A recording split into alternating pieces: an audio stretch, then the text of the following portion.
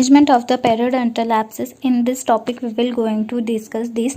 Before the management, I have made the video about the periodontal abscess, so you can see also that, जिसका link मैं description में दे दूँगी. So let's get started. In the management of the periodontal abscess, there is a two thing we have to remember. First one is these are the acute one, so their management, and second one is they are the chronic one, so their management. So let's start the acute one. In acute one there is a two section. First is a non-surgical and second is a surgical.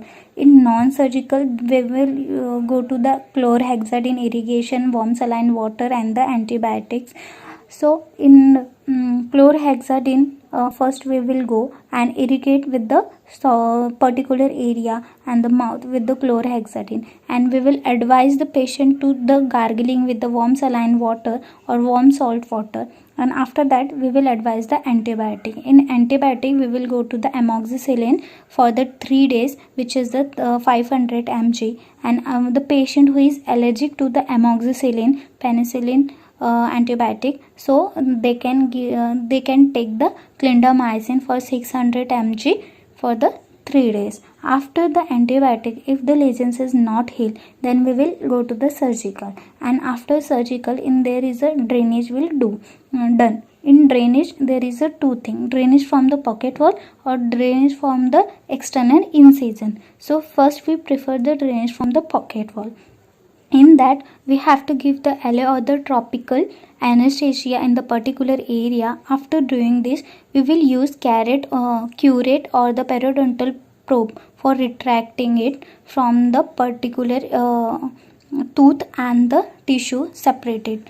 And after separating, we will use our finger gently press on the most prominent part of the swelling and move it towards the coronal section. In this, drainage is come out. You can see in the picture.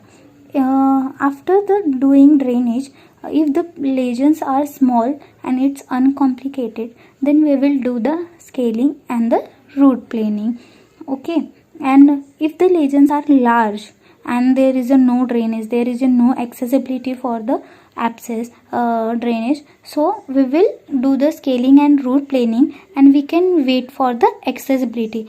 And after that, doing these things, if the lesions is healed, then it's okay, and if the lesions is not healed, then we will go to the drainage through the external incision.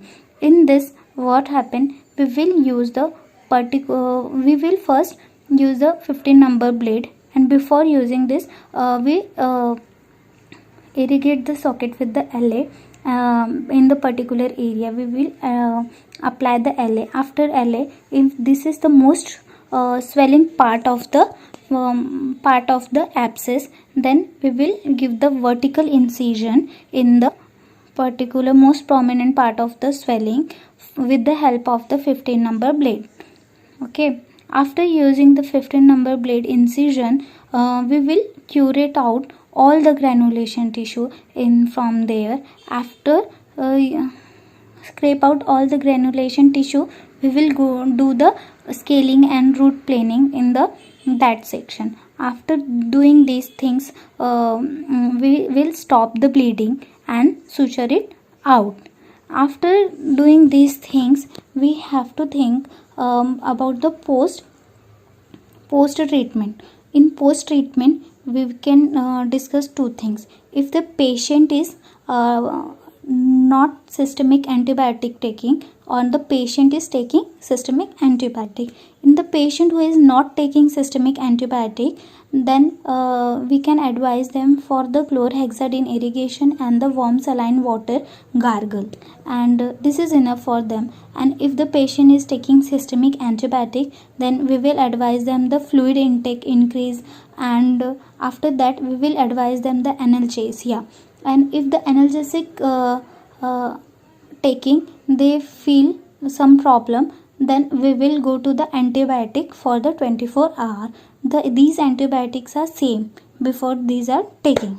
After that, if the lesions is not healed, then we will go to the chronic. In chronic, there is a same type, non-surgical and surgical, and there is a extraction thing. In non-surgical, we will first go to the scaling and the root planing. After doing scaling and root planing, we will advise them the antibiotic. These same antibiotics are there. And after the surgical and the extraction. In extraction, what happen if the abscess is reached to the apical 1/3, then we will extract the tooth. Okay. And in surgical, we will do the flap surgery. So in the flap surgery, what we have to do, first we have to give the LA in the particular area. Okay, suppose this is the my molar one, and this is the crown, and this is the root forming, and this is the our